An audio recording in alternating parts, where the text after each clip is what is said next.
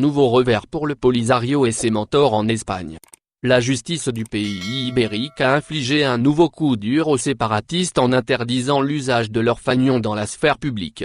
La Cour suprême espagnole, plus haute instance judiciaire du pays, a mis son veto à l'utilisation, occasionnelle ou permanente, de drapeaux non officiels ou de toute expression politique à l'intérieur comme à l'extérieur des édifices publics.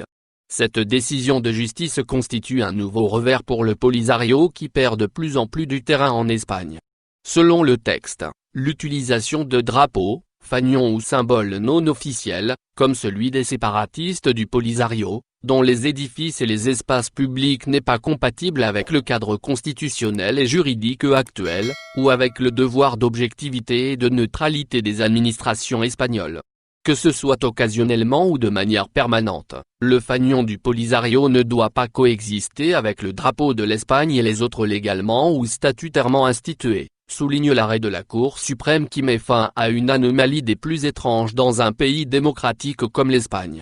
Ce revers cinglant pour le Polisario en Espagne intervient quelques jours après le camouflet magistral essuyé par les séparatistes fin mai dernier à l'occasion de la Journée de l'Afrique.